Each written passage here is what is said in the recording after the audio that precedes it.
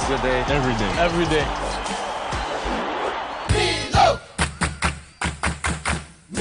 Nestle. Good food, good life. This advertisement has been vetted and approved by the FDA.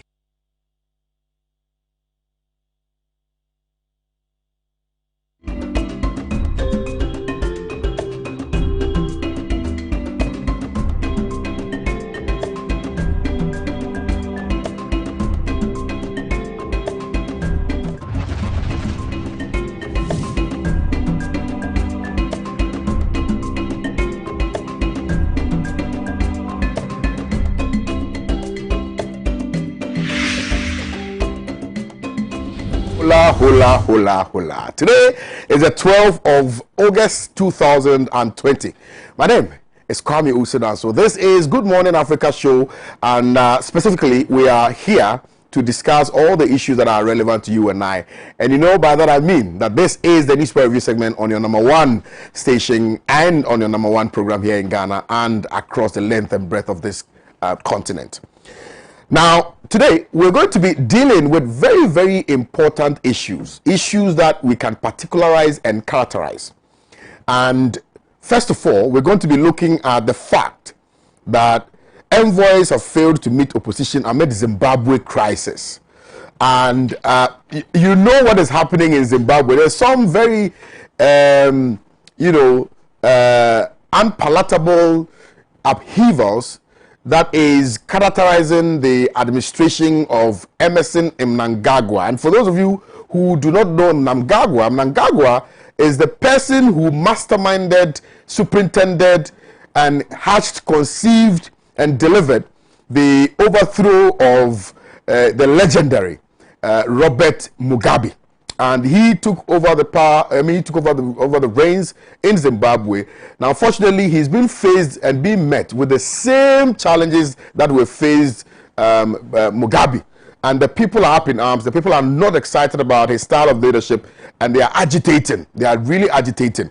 And this gentleman is using the military and the police to brutalize and maim people and keep them mute from commenting on any of the issues that are affecting them in Zimbabwe. So, and several attempts for them to reach a certain consensus has proven futile. And so today we're going to be touching on that particular story. Why is it that when people assume the reins of power, their demeanor, their actions, their inactions change? So it's very crucial that we touch on this particular subject matter. Imani Punches holds a new register. The Inside newspaper reported that particular story, and I think even without the money punching holes, we are all aware of the flaws in the registration exercise. Indeed, we spoke eloquently and passionately about a certain over-bloated, old voter register, which culminated into the decision reached by the EC and by some persons within the New Patriotic Party for the compilation of a new voters register.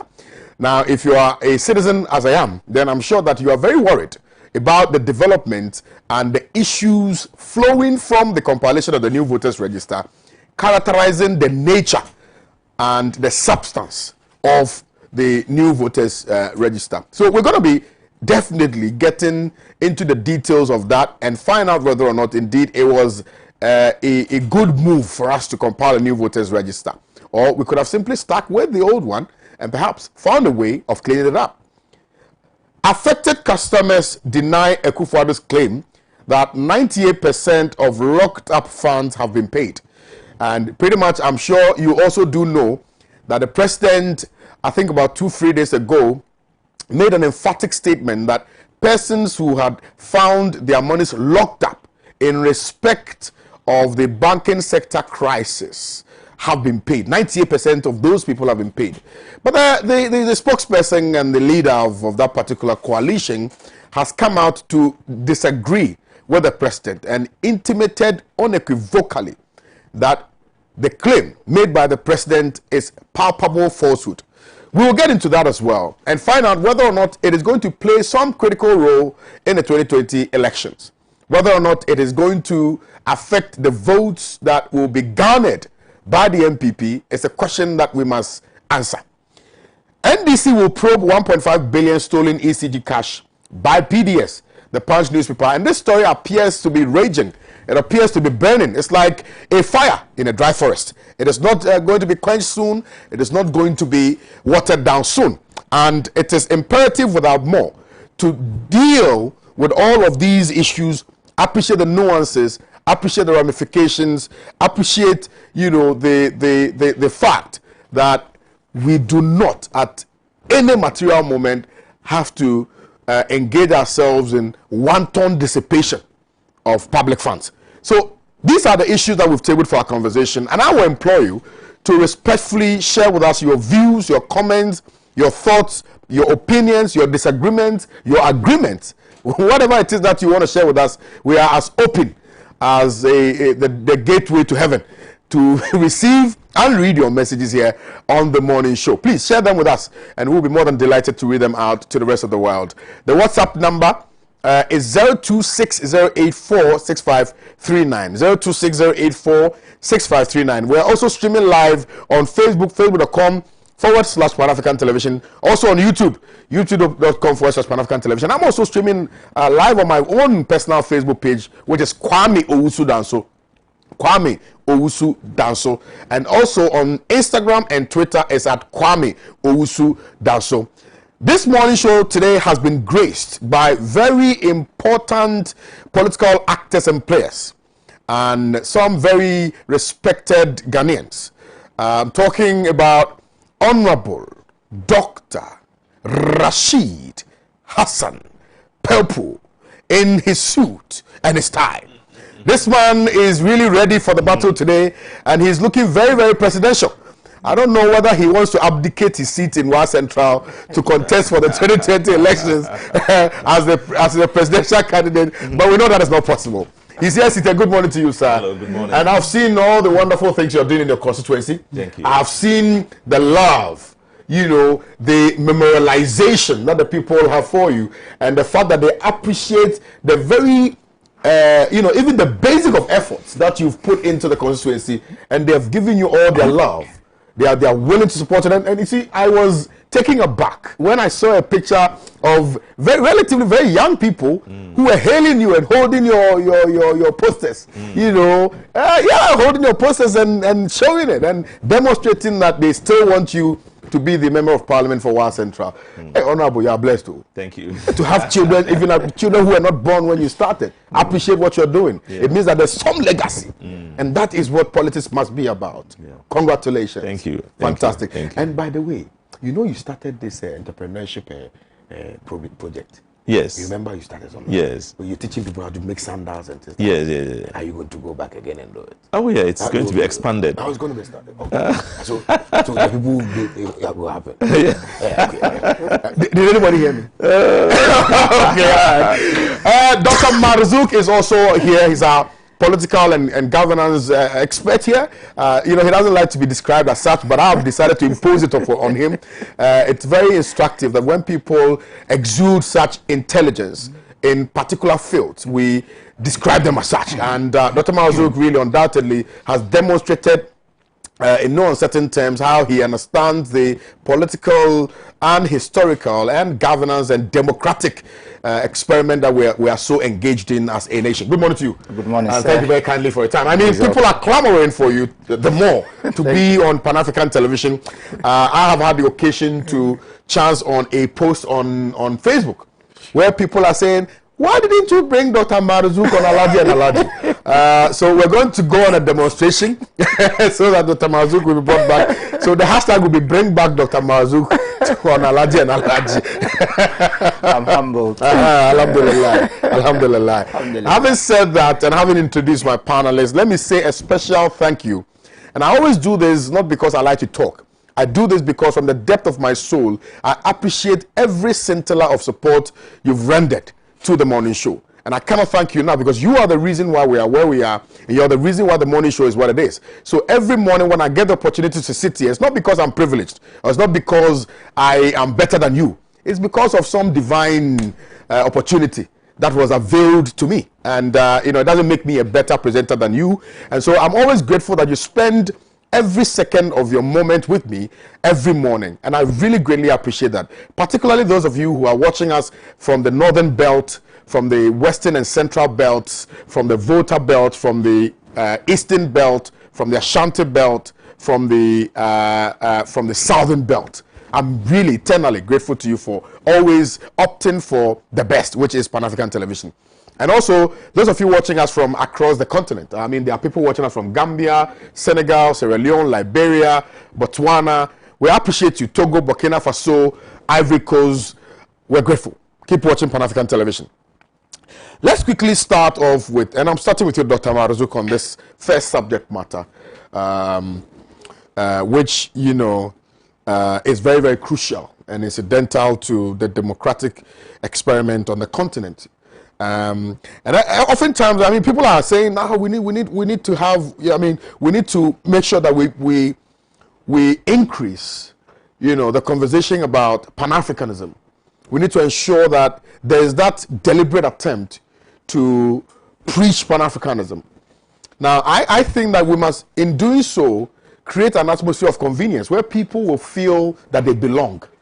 And if even internally we're having some of these reprisals, you know, some of these upheavals, some of these disagreements, some of these instabilities, then how do we now begin to have the general broader conversation of Pan-Africanism? So even internally, we must ensure that there's a deliberate attempt, you know, to create some serene lake of tranquility for the governance experiment to thrive. Now, in Zimbabwe, it appears that the inevitable is happening. I mean, some of us envisaged that this was going to happen. Ousting Robert Mugabe was the beginning of the failure of Zimbabwe, because he had been in power for quite some time. He knew the dynamics, you know, and he knew how to deal with the political oppressors. Now he's not there. Now Mnangagwa has taken over, and he's failing brutally. And, you know, instead of him to find a way to communicate to the people for a better appreciation of the issue that there exists, he has resorted to violence. He has resorted to, you know, creating a heretic system which is not ready to listen to the plight of the people, and really using the military to brutalize the people. Say, what is your assessment of the Zimbabwean situation? And what would you have done differently? Or what do you think Mugabe, if he were still alive, would have done differently in addressing the myriad of challenges confronting the relatively younger population of the people in Zimbabwe? Good morning to the cherished viewers of ours, and thanks for the opportunity. Special good morning to the people of Natong. As I said, that's my hometown. Yeah. I don't want to say that's my constituency, because when you say it is your constituency, it means you're high in the seat. They will send their dogs after you. That's my hometown. Yes. Kwame, I'm happy you have mentioned Pan-Africanism, and you may agree with me that Pan-Africanism cannot be discussed in isolation. It is properly discussed in the context of its relationship with the West. So give me the opportunity to congratulate Kamala Harris on her choice yes, as the running mate to Joe Biden. I think this is a situation where we can proudly say that the great America is learning from great Ghana. Again, if you analyze the situation very well, the American political situation very well, you know, Condoleezza Rice also had opportunity to be chosen, but she was also one of those tipped. But I want to believe that her Benghazi bombs and the Tripoli grenades have been the factors, yes, and they have been some of the factors for which she has. So we are appealing to her to try as much as possible to undo the harm, yes, she and others caused in Libya. And again, we wish America and Ghana free, transparent, successful, democratic elections. The failure of America is the failure of the world. The failure of Ghana is the failure of the world. Having said that, permit me to go straight into the Zimbabwean situation. You may agree with me that the Zimbabwean situation is a showcase of constitutional tyranny. And it is a very bitter lesson for all of us to understand. As I said, Zimbabwe alone cannot be discussed. Because we are not discussing Zimbabwe because we just want to discuss it. I think you and I are discussing Zimbabwe because we want all Africans to learn from what is happening in Zimbabwe. And if you look at the political atmosphere of the African continent currently, we seem to be witnessing that wave of constitutional tyranny. Constitutional tyranny is the worst. In fact, I see it as worse than military dictatorship. Because if you are dealing with a junta, you realize that, oh, everything, even from onset, even perceptively, it is supposed to be dictatorial. So dictatorship and the military junta is not a problem. The worst problem is dictatorship under the banner of constitutionalism.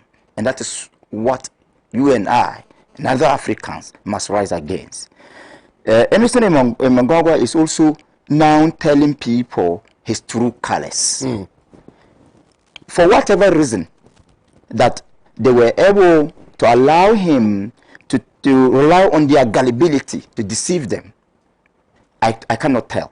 But now it is clear that he is exposing his own true colors. But what is good is that he is being paid in his own coin. Because if we all agreed, or if we claim that Mugabe had a problem. Mugabe had a problem in terms of freedom, in terms of liberty, in terms of the governance of the country.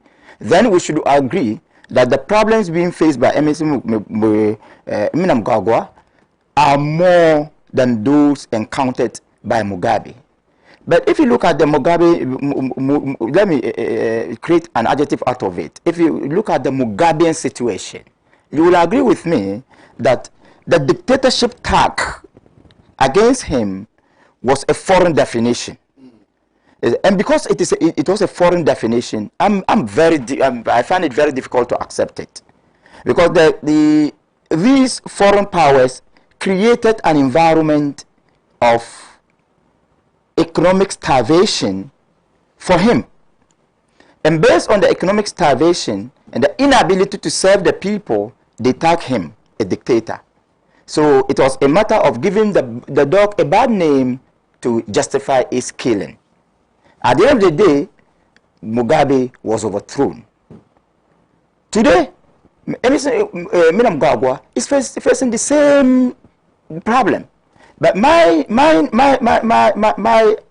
position is not that Emerson Mnangagwa is not facing the problem, but that those voices who were heard strongly against Mugabe are silent. And the silence of those voices becomes a matter of hypocrisy affecting governance in Africa. Beyond the foreign voices, even the African continent, leaders of Africa, the AU, have not been able to tackle the Zimbabwean situation very well. And whether their action is in helplessness or in endorsement, we are yet to understand.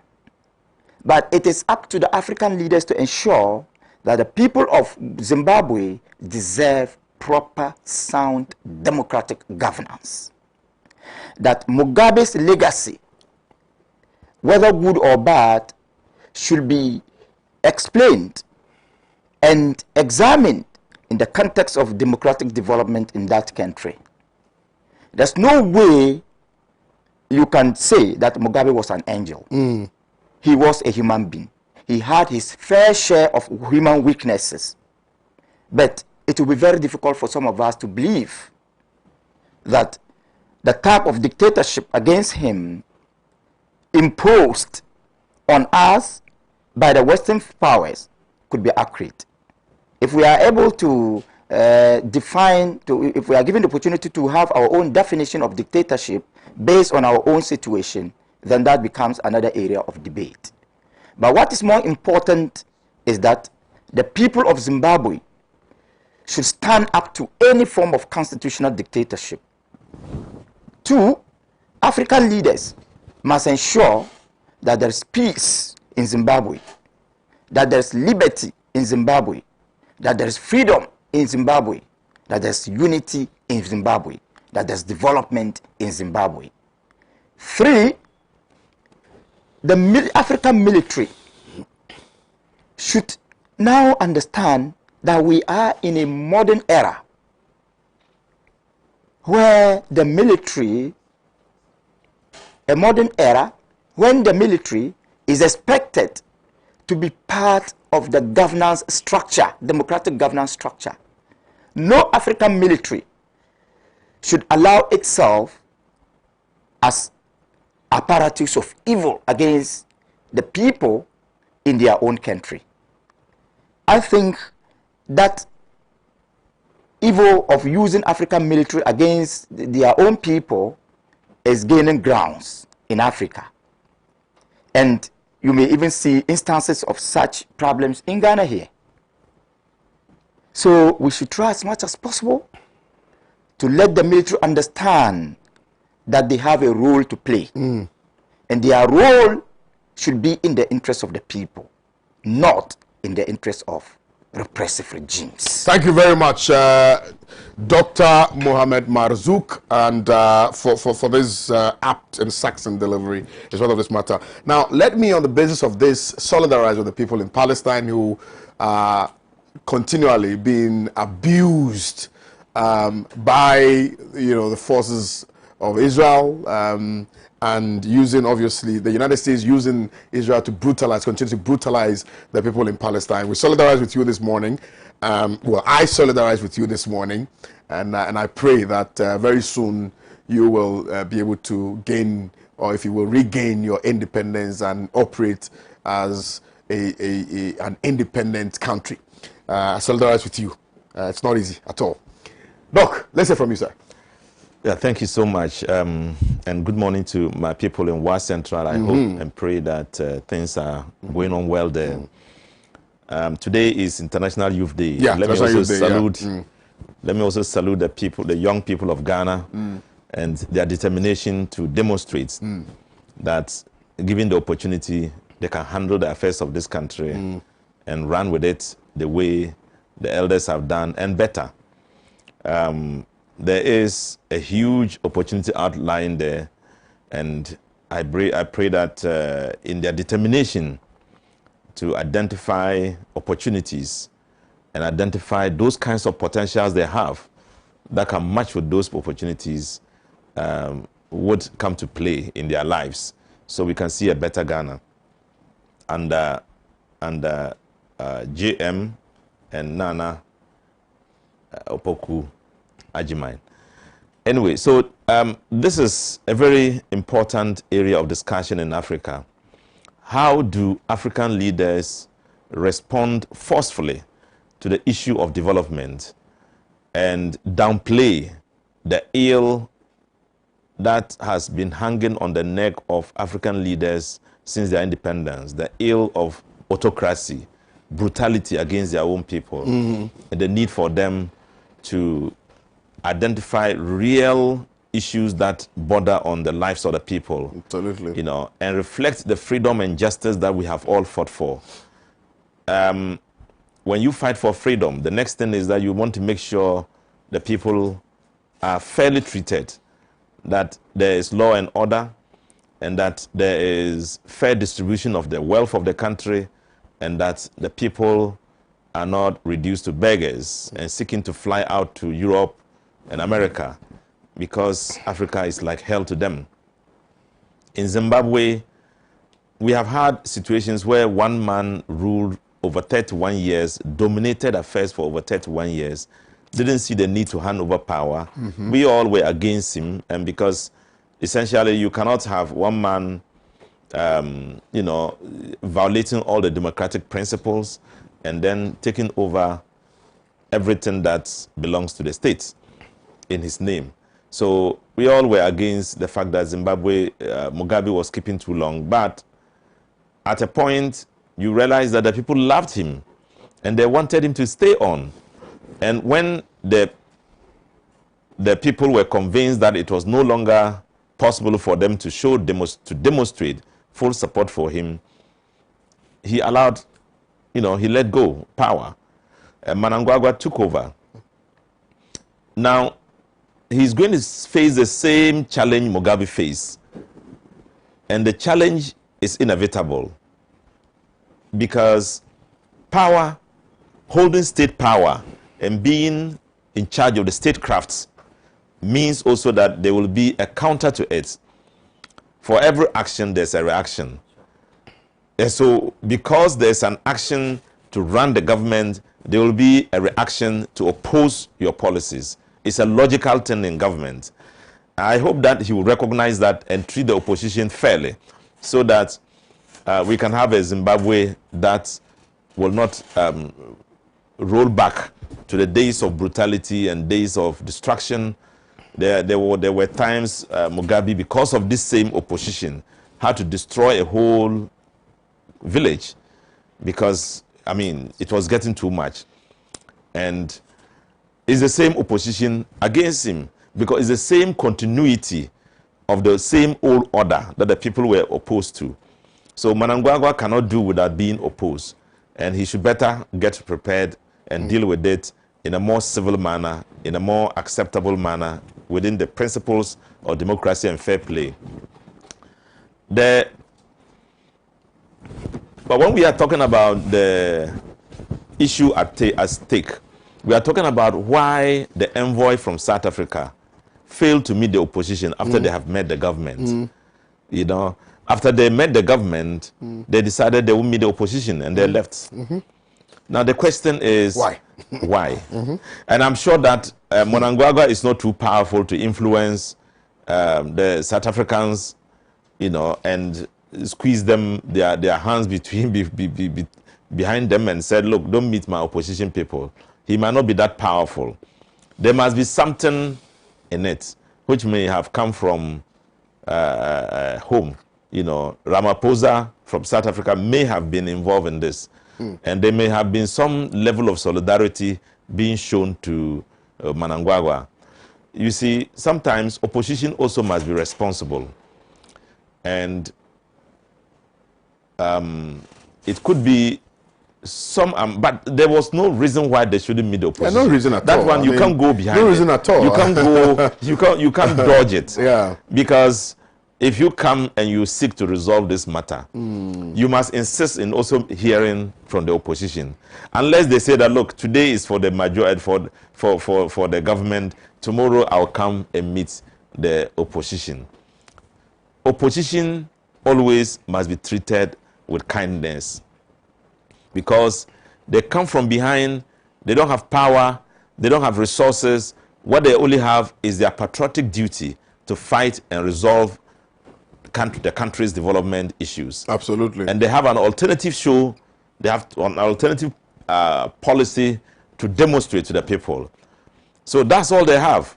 Being patriotic, having an alternative policy, determined with resilience to fight and bring it to being. All right. Now, so if you don't want to hear them, what is it that they are sitting there for? So I think that this is an issue that it's a developing issue. Would follow it and see what eventually happens. But essentially, I think that we should give some respect to the opposition. Right. Some respect to the opposition, says Honorable Dr. Rashid Pelpo, the incumbent MP for Wa Central. Now, let me remind you again that the WhatsApp number is active. It's 0260846539. You can share with us what your thoughts are on the issues that we've raised or we've tabled for our conversation today. And I'll be more than willing to read them here for you. Now, let me also quickly remind you that I have written an open letter to the leader and flag bearer of the NDC. So if you're watching me, just go and read it and let me know what you think. But if you can share it so that he gets it, I'll be very happy, because I need to interview him one-on-one. So carry that message to the former president. We need to have that interview. It's very crucial. All right. Now, let's come back home and discuss some bread and butter issues. Very burning ones for that matter. And Imani Punches holes in new register. The Inside newspaper has reported that. Now, Dr. Rashid Pelpo, let me stay with you. I mean, we saw this. We knew some of these things were going to happen. We knew that we were going to have to deal with a situation where people will be barred from other places to go and register. We knew that we were going to be dealing with issues of, underage voters or registrants. We knew we were going to deal with issues of people coming in from Togo and things, and all the other, countries to come and register. We knew we were going to be faced with all of those issues. We knew that EC was not going to meet its target or over-meet its target. So, now, Imani is punching holes in the new register primarily because, it admits that all the issues that were raised, for which reason the EC indicated we needed a new voters register, still exists. Yes. I think the EC must demonstrate beyond all doubts that this allegation by Imani is not right or it's not correct. But it will be very difficult for the EC to come out to absolve itself from this accusation. Because I have met a young man who said, I have a sister who is about 15 years old. I'm going to stand in for my parents and I'm going to say that he's 18. There's no need to send a birth cert because birth cert is not one of the requirements. Absolutely. Yeah. One of the fundamental requirements, if he doesn't have a passport, is for me and some others to say, yes, she is. And we are going to do that. And they registered her, and she came to show me the card. Unfortunately for me, he is MPP, but he said that he will vote for me. Well, so it is difficult for the EC to be able to shift away these kinds of people who have found themselves into the register, bloating it beyond its boundaries because you have given some official reason for them to do so, to be able to register. And we kept asking the question long before this time, is it more authentic for two people to vow and say you are 18 years, rather than me bringing a certificate, a birth certificate, and say, look, this is it, I'm 16. I'm 18. Which one is more authentic? And so the Supreme Court ruled and thought that, well, it's the EC's way that is authentic. That we should go with. We've gone with it. There is complaints about bloated register, and so who else should be blamed rather than the EC? So I think that Imani, we are looking out for Imani to do a more thorough job to prove their point. So we can all run with it because it's important for us to establish the real and fundamental procedure that will enable people to register without all these challenges that we are having. But whatever you do, it will be very difficult to remove these things from the register. You cannot have a perfect register, in fact. But our problem is that in Ashanti region, we heard about these things, 15 years old, 16 years old, registering in their numbers. And it has come to be.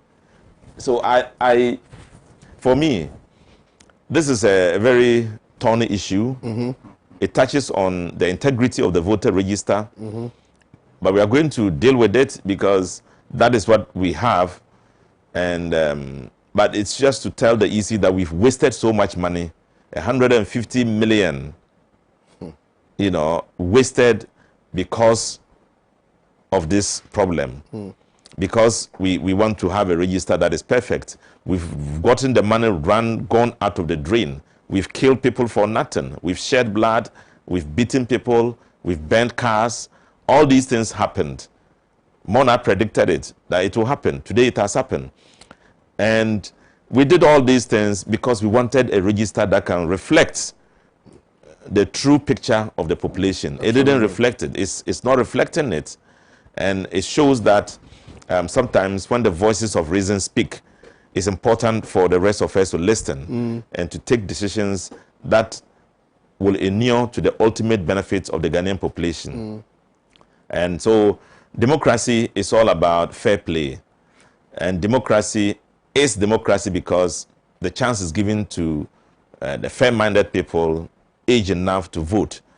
And if these people, this process is violated, democracy suffers.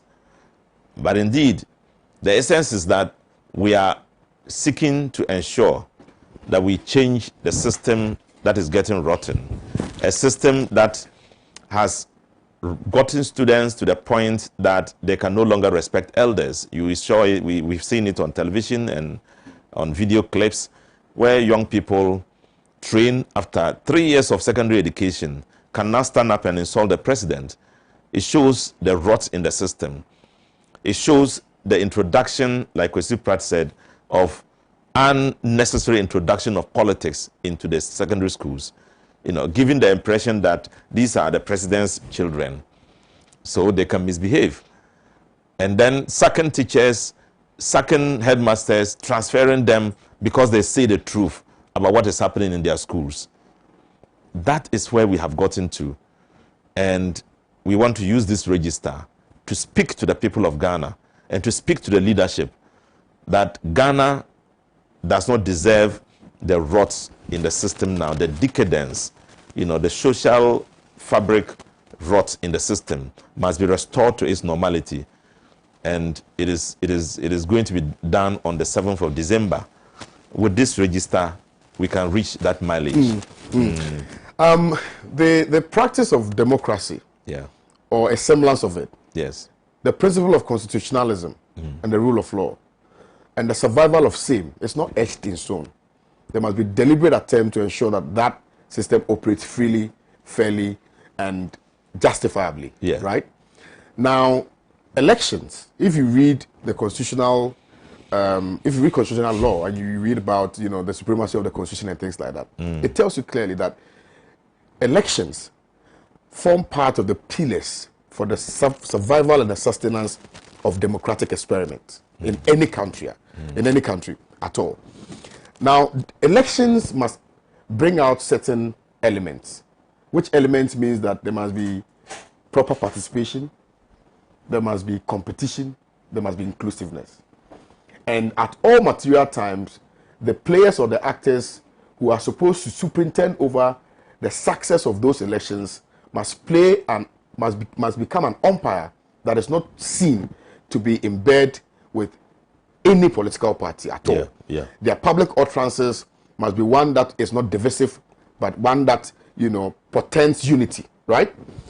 Now, flowing from all that have happened over the period relative to the idea of even compiling a new voters register, right down to the voters register itself and subsequent utterances emanating from the quarters of the EC, would you confidently say that this election would not be characterized by unfairness, will not be characterized by violence, will not be characterized by maybe like unfairness, because because of the utterances that have been made? And I'm saying this thing because all of these utterances and all of these actions and inactions, are part of what we are currently seeing. That the voters register, and indeed the EC itself came out and said that, if we had used the old voters register, we would have had in excess of 3 million votes. What it means is that they are unregistered, right? So I'm just asking these questions because if you look at the Ashanti region, for instance, but for the vigilance of the NDC, some anomaly would have occasioned in the Ashanti region. And you also do know that in some strongholds, perceived strongholds of the NDC, we saw what happened.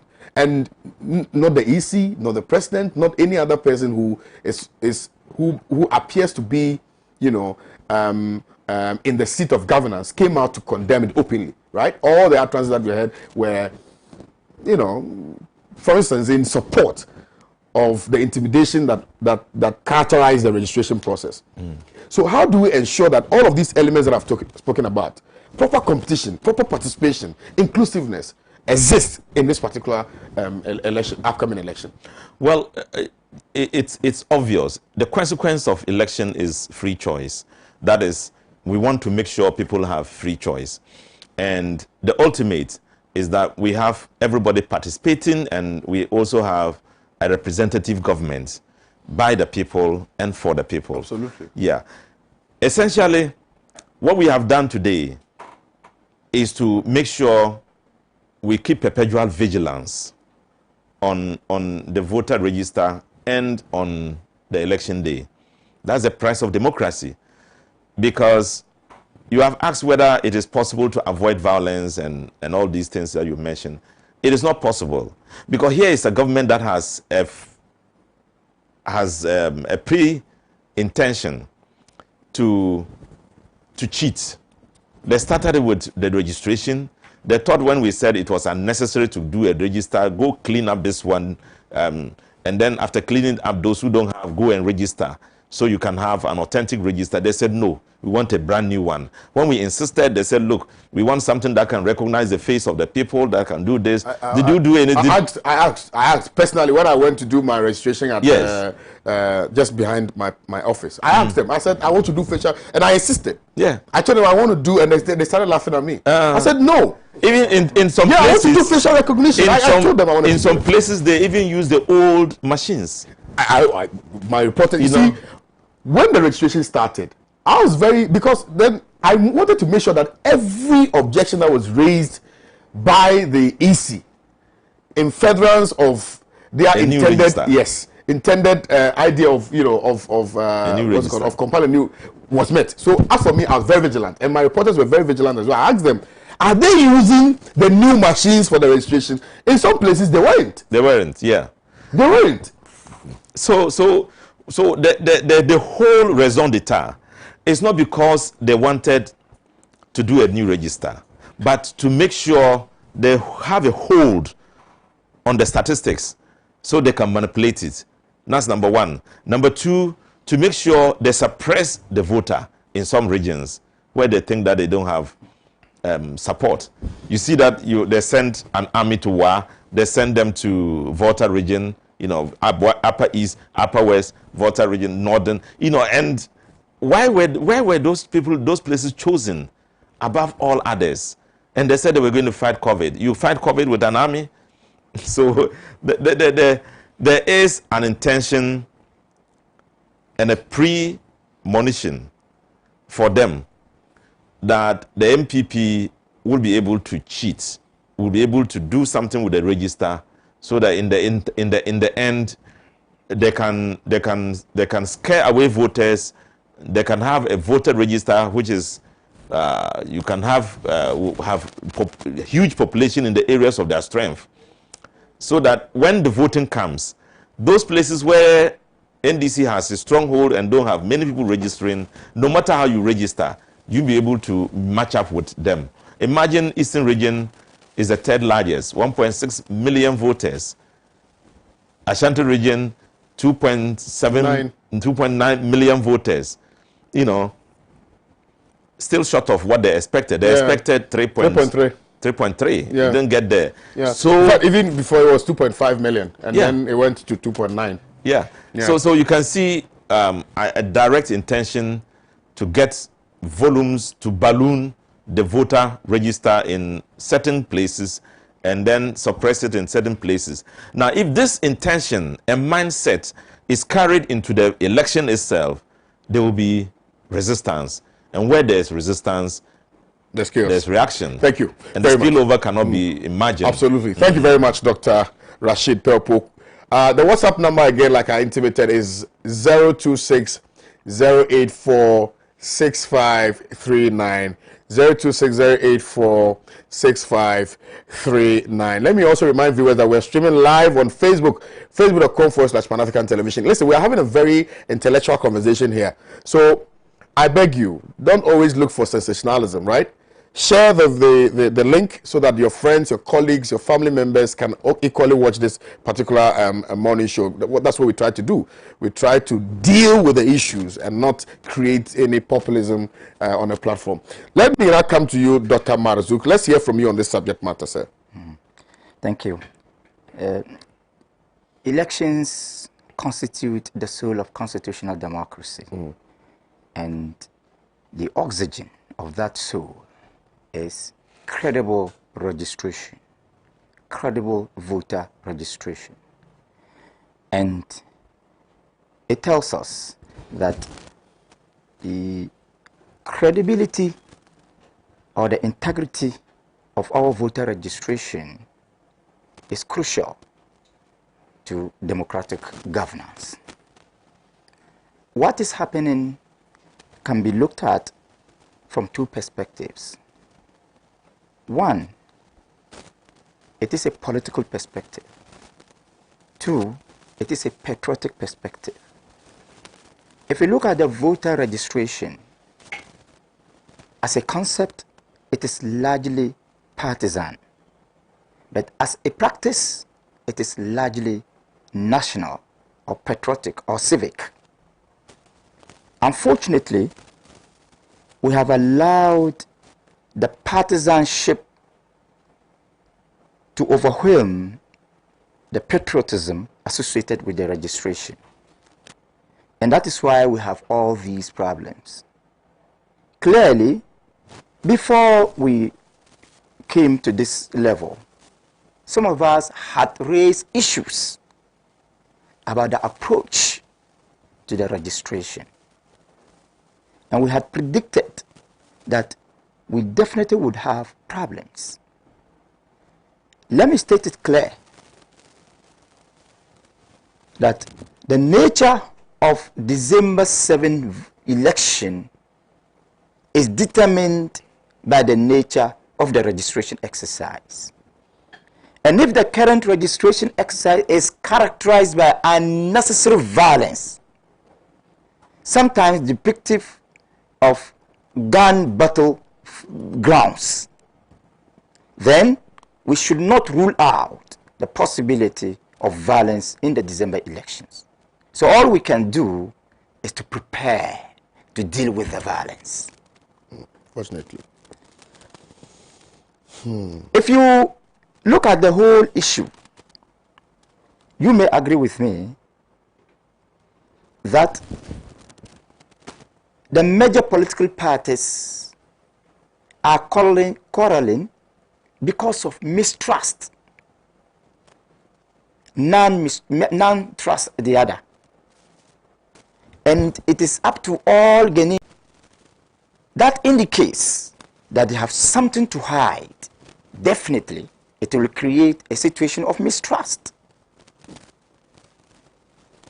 And I would urge all the political parties and the government to ensure that things that are purely civic should be left in the domain of the technocrats. Things that are purely partisan can be left in the hands of the politicians. Yes, I agree that nowhere in this world that you can have a perfect register. Nowhere in this world that you can have a perfect election.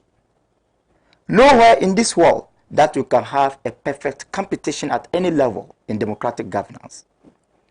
But what is important is that the perfection or the imperfection should not be in the interest of anybody or at the detriment of anybody or any political party. That is exactly what we are talking about.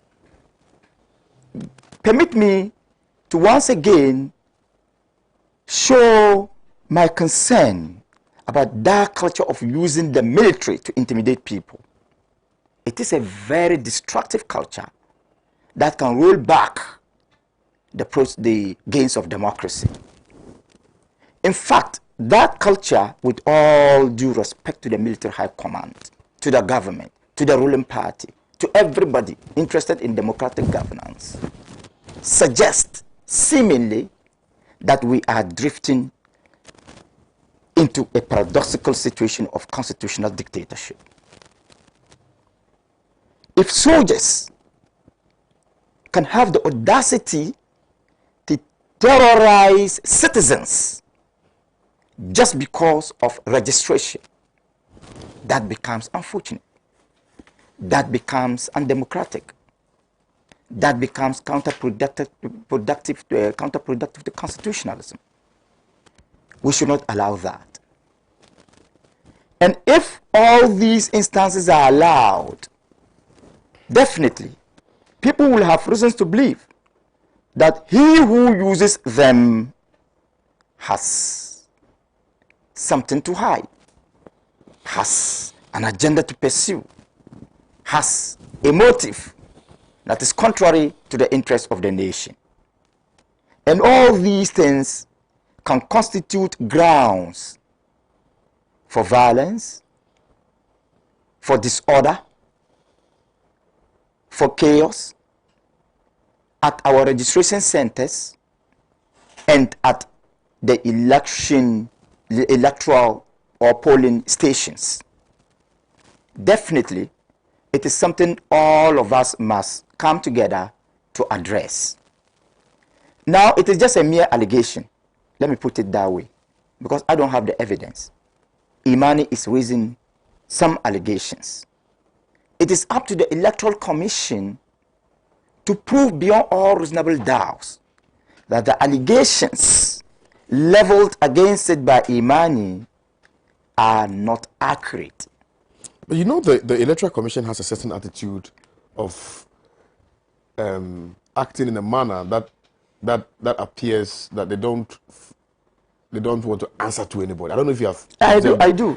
So that like they are unanswerable to anybody, any entity, any individual. I mean, they are law unto themselves. They do whatever they want to do. I'm sure you're. That perception is there. Yeah. So it raises questions about whether or not they are even going to respond to Imani. No, but it is in the interest of the state that they must respond to Imani.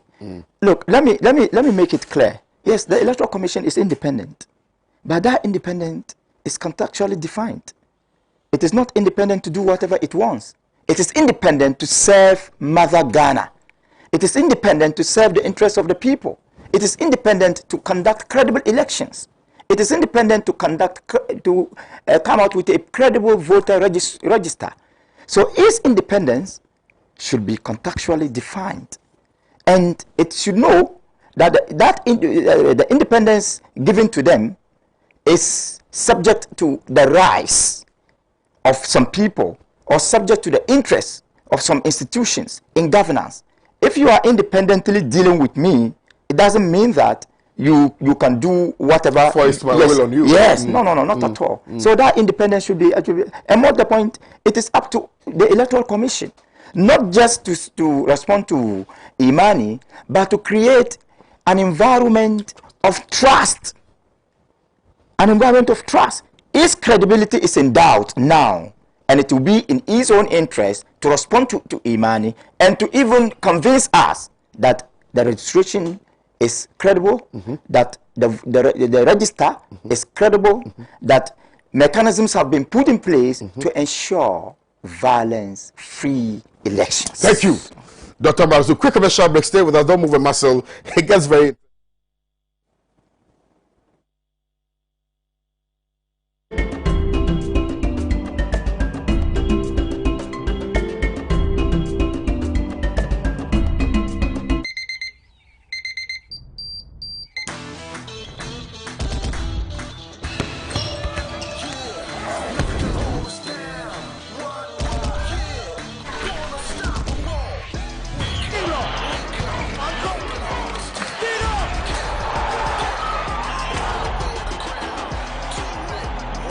Breakfast good day, every day. Nestle. Good food, good life. This advertisement has been vetted and approved by the FDA.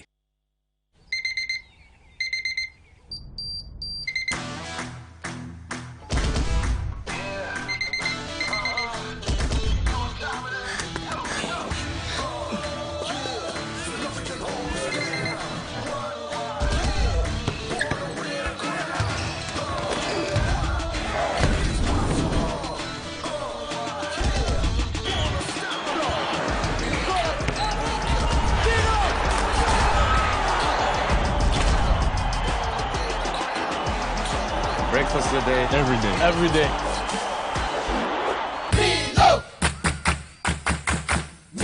Nestle. Good food, good life. This advertisement has been vetted and approved by the FDA.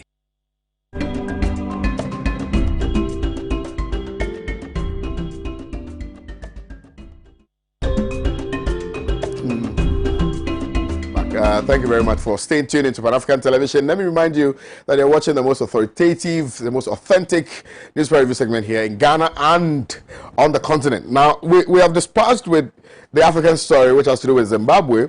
We've dispatched with Imani punching holes in the new voter registration exercise and particularly the new voters register. Now, we are coming to discuss issues about the economy. And it's crucial at this material moment to bring all the issues and put them on the table for us to have an informed discourse about it.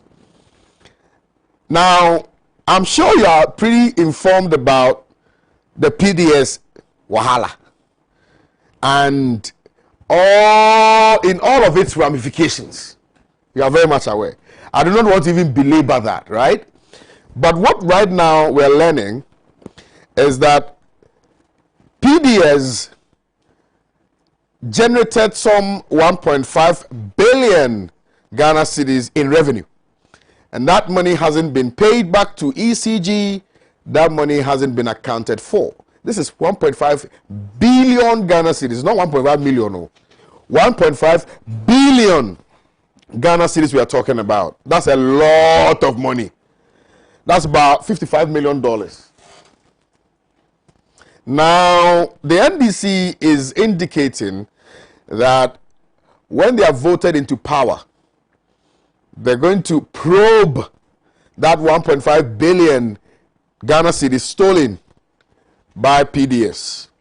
And they can use the word stolen and go without being questioned because of the fraud that was fraught with the contract, that was signed by ECG, PDS, Government of Ghana.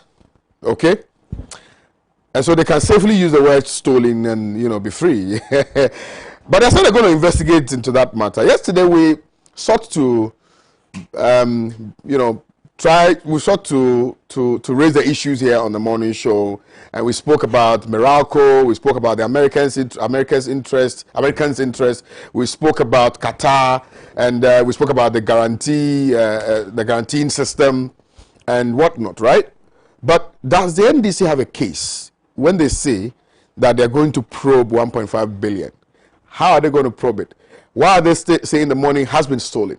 These are the issues that we are going to be dealing with right now. And I want to respectfully start with you, Dr. Rashid Pepo, on this subject matter. Please. I should start with him. The neutral man, so that he doesn't do politics with it. Okay, I just wanted to understand why the NDC is saying they would probe into the matter first. But regardless, let me start with you, Dr. Marzuka, on this. I'm sure you've been following this issue. It's still unfolding, but critically, let's look at the issues that have arisen in respect of this matter. Sure. This is a legitimate position.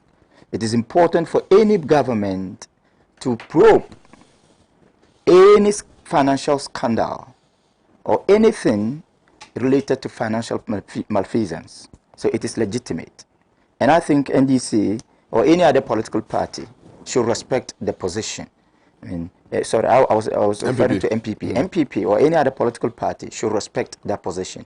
I think it is in the interest of the nation that such alleged criminality is probed, the culprits brought to book if necessary. Yes. And if you look at the whole issue, you will agree with me that parties have become beneficiaries of national projects. And they have become beneficiaries of the national project because of the so-called partisan loyalty or partisan connections. I do not want to believe. I cannot say it is, the funds are stolen. I don't want to use those words. Those are the NDC words. And I don't want to use those words because I am still calling for investigation. And until the crime is established by a proper investigation, I cannot say the money is stolen. The money could be misappropriated. The money could go elsewhere. The money could go elsewhere because of clerical inability. that I don't want to, I have no evidence to suggest that it is stolen. What I know is that the money is missing. And whoever is responsible for the missing of the money should be brought to book. Absolutely. So there is investigation. And I believe once we are calling for investigation, we should also give the alleged perpetrators the opportunity to respond to an allegation that is yet to be proven. So it is a legitimate call, and I will want every political party that comes to power to probe any peswa stolen or missing under the supervision of any politician or even a technocrat. So we should try as much as possible to respect that position. But I also want to believe that the NDC is honest in this position. I want to believe that whatever NDC does is in the interest of the nation, not in the interest of its political fortunes. Sometimes political parties take advantage Of the situation. And then when they get opportunity, they will be sick. Yes, they will do worse or even sing a different song. They may campaign in prose and govern in poetry. They may campaign in Dagbani and govern in Tree. We don't want that situation. We want NDC to stand by its words to ensure that whatever investigation is conducted will be in the interest of the nation and not as a pursuit of witch hunting. I think if we are able to handle it this way, we will be putting national interests over political vendetta. National interest over political vendetta. These are the words of Dr. Marzouk. And on the basis of that, let me remind you again that the WhatsApp number is active, 0260846539. I've seen all the messages that are coming in. When I'm done with the submission of Dr. Rashid Popo, I will read a few of the messages that have come through, and then we can proceed and look at the other issues. But I want to just maybe chip this in, because I think we need to clarify these matters. Albeit that I still stand by my position that the clarity can only come from the person who was described as such. Was the former president, John Mahama, corrupt? I will ask that question, but not now. After we are done with this PDS matter, I will ask this particular question. So think about it. Think about it. We'll have to bring all the issues to the fore and address them one after the other. But I just want to know whether you think, the viewers, whether you think genuinely from your heart that the leader and the flag bearer of the NDC was corrupt when he was steering, piloting the affairs of this nation, when he was superintending over the economy over this country, of this country. Was he corrupt? Was he corrupt? Give me genuine reasons, give me genuine explanations if you think he was. If you think he wasn't, why? Because some people are still of the opinion that, he was corrupt. He was corrupt. So we need to clear that. It's very, very crucial. People's minds have to be disabused and their bellies deflated, so that at least we would appreciate whether, their assertion is a reality or a facade. Let me come to you, Dr. Rashid Popo, on the subject of the NDC willing to probe the 1.5 billion stolen ECG cash by PDS. Well, thank you so much. We all know what PDS stands for. PDS is as a result of the agreement, the compact agreement between Ghana and the United States of America. It was the second compact. The first compact was the Mills Kufuor administration, which resulted into the construction of the highway and then the overhead you find at Malam.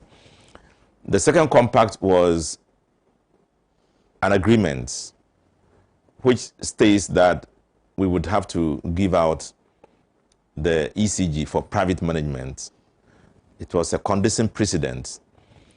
And so we expected a more decent job to be done if that agreement was tied to the $571 million agreement in the Compact 1, we expected that the agreement will follow through to make sure that the right thing was done.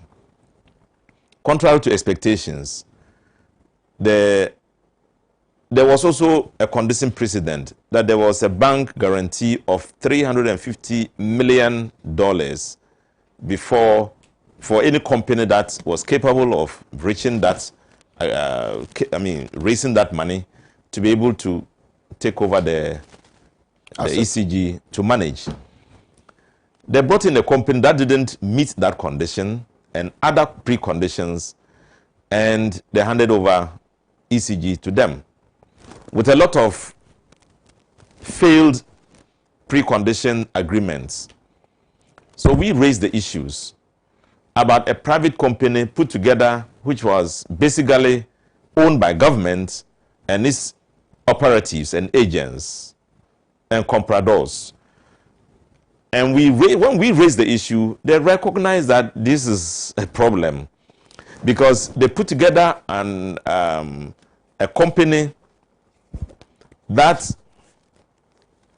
you would find real Ghanaian MPP people, owning shares in the company. And it violated the first principle of contracting companies, because if you have an interest in a company, you cannot entrust the company with the responsibility of managing what you yourself will supervise. Yeah. So eventually, we heard the Minister for Energy coming out to announce a cancellation of PDS. But between March 2019 to October 2019, they had collected 1.5 billion Ghana cedis.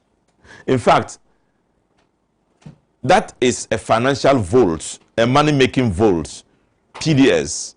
Because to say PDS should take the money and take a commission is like to say that you are just giving the wealth of Ghana to them. If you look into it and see the amount of money that comes in and the amount of money that goes out and doesn't come into the consolidated fund, you cannot imagine it. So between this period, 1.5 billion Ghana cedis was collected. That money was not paid into the account. And now you announce, even when they announced the PDS was cancelled, there was still a difficulty taking them off the steering gear, the steering wheel. And so they were still in charge cosmetically and still taking money. And so we are saying that we want to see an investigation into that 1.5 billion Ghana cedis that had been collected and not paid into the accounts. And that is logical for anybody to want to do. In fact, there are other corrupt practices that when you hear, you can't imagine how much money is going out of the system. You remember, yesterday we approved another 3-point-something billion Ghana cedis. For what? For the construction of an 8-kilometer railway. Yeah, I heard it this morning. 8-kilometer railway. We are paying 5.53 million euro, not dollars. Yes, euro. For 8-kilometer. For 8-kilometer road. So much money is going out. And you keep asking People yourself, talk from commission power. what about the earlier amount of agreement? money? Yeah, I remember. There was the other earlier amount of money we approved for the railway. Yeah, I remember. They used it and gave it to a shoddy and did some shoddy work. Yeah. The first rains that came, they swept it off. Yeah. Now they've gone for another loan. Jogate is the Minister for Railways. Yes. So you see, there's so much in the corrupt practices of this government, shoddy contracts that they have signed, that you cannot imagine. When you think about the old administration, it's just like a child's play. Imagine a government that has taken so much money more than all the money. What they have taken is within these 3.5 years. It's more than all the money we have taken from Nkrumah to John Mahama. Within less than 4 years, they have taken that much money. Let's see what they have done with it. Can you show us what they have done? With only John Mahama's small administration, what he has done, that much money has not done a quarter of it. Now they are cutting short for the construction of an IVF center in Kolebu. Yeah. Since the beginning of time, when they took office, this is the first time they are doing the construction. They are cutting the sword for the construction. You can't imagine it. So what have you been doing with the monies you have been collecting? Yeah. When you talk about corruption, it's equal to MPP. Yeah, I'll come to that. I think it's one particular topic that we have to address before we leave this particular studio. There's still some good amount of time that we can use. Let me read a few of the messages that have come through. Batie Mua from Upper West Region says, Mahama was not corrupt at all compared with the deep-seated and endemic corruption Ghana is suffering under the MPP government. No more second chance for Nado, JM all the way. Hello, good morning. In fact, what is happening with regards to leadership positions in Africa should be redefined in a proper context. I'm a Pan-Africanist and it's a concern to me. Thank you. Thank you too very kindly for your message. Looking at what is happening in Nana Akufo-Addo's time, even if Mahama was corrupt, then Nana is times 5. Now we have realized that Mahama was an angel. Akufo-Addo is a big pretender, underground and highly corrupt than Mahama. In fact, I can't imagine Nana doing this to Ghana. He says he loves. Every corruption against MPP is huge. Bust Oil, PDS, and Co-Minini.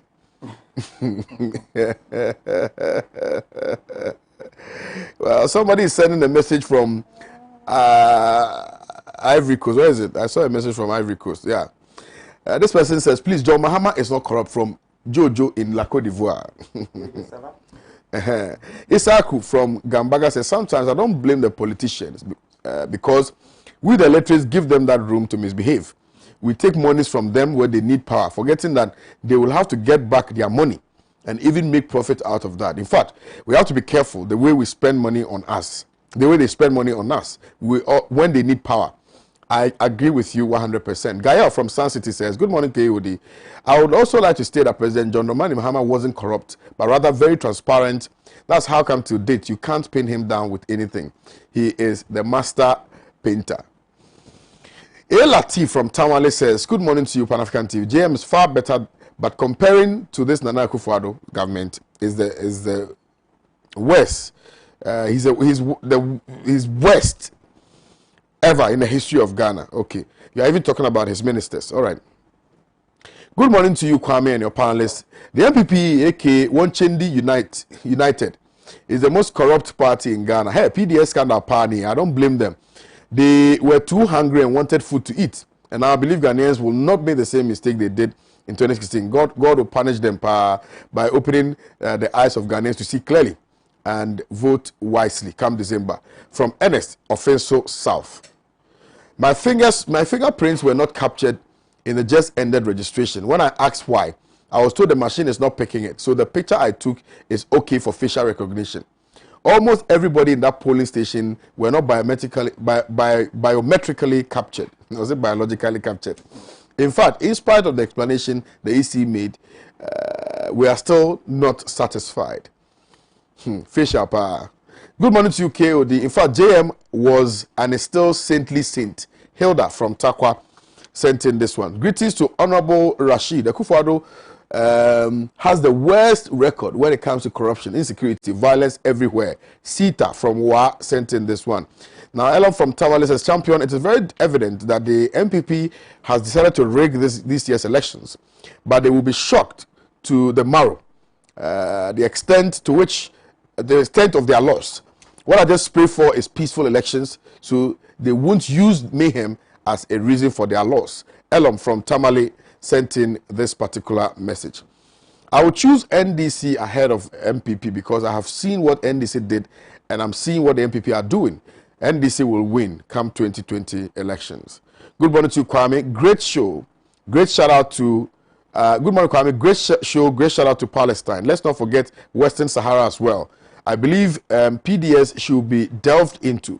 There's many worried high-ranking people who are looking at how they will be arrested for corruption. I have noticed that when some particular ministers are in conversation and PDS is brought up, they are not comfortable. Their body language changes. Case from Takrady sent in this one.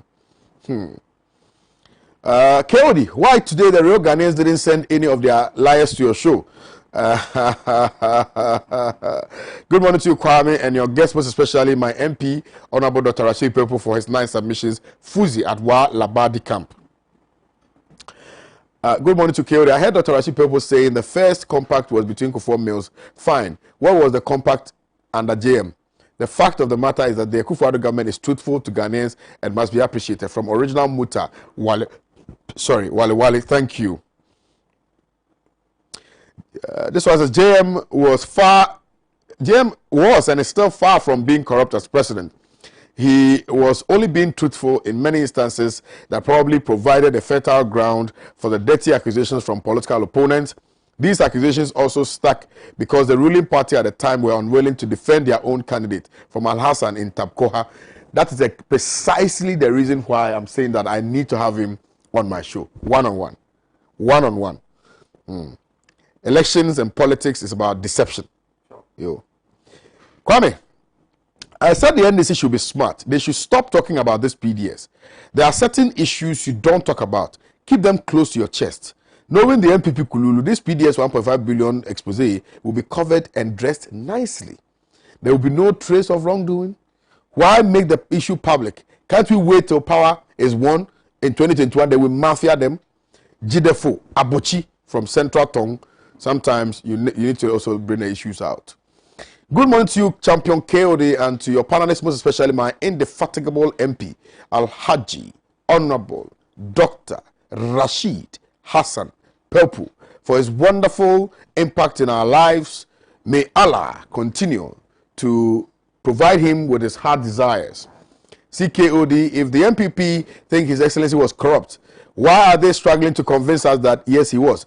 My brother, they are not struggling to convince you. It's already in the minds of people, especially the young guys. Yo, Prince Pelp, Wala, why Nairi? Good morning to you, Kwame.